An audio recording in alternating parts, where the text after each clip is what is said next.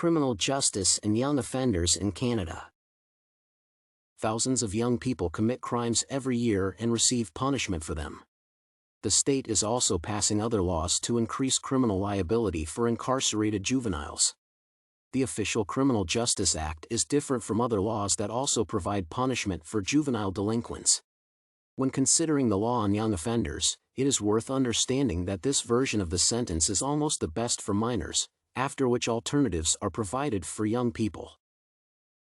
Analyzing statistics in the period 2014 to 2018, it is worth noting that there is no significant difference in crime among young people. According to statistics, the difference between the total crimes committed between 2014 and 2018 is only 4%. That made a possible indicator of the quality of the Youth Offenders Justice Act and the work of the police.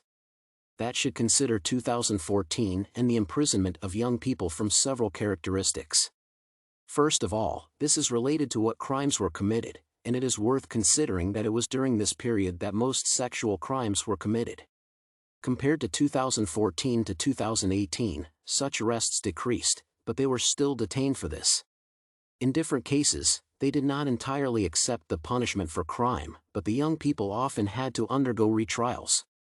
The following characteristic of crimes that distinguished 2014 from 2018 was the use of prohibited substances. According to police reports for 2018, twice the number of people were imprisoned as usual. The high rate among minors was associated with the active distribution and introduction of specific laws regarding cannabis. The Youth Criminal Justice Act offers alternatives to prison terms. In the case of property damage or theft, the law provides that a minor can make restitution for all lost items. This alternative method can avoid prison time and teach the young person how to behave appropriately. In the same way, the court can impose a fine on a minor. This punishment involves teaching and developing a conscious vision in the prisoner, which should also teach a person to act correctly and consciously. In addition, as an alternative method of punishment, the court can reprimand the young person. Such a reprimand can be considered a kind of warning, and if the criminal is caught again committing something against the law, then the minor will face complete imprisonment.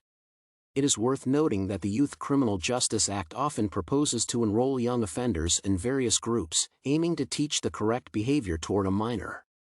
That program assists in multiple areas. Volunteering will be a punishment for a juvenile.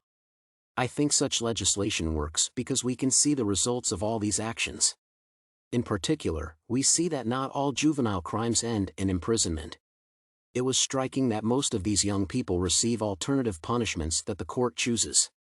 In particular, it is strange that the law for minors provides many things but nothing tangible at this point.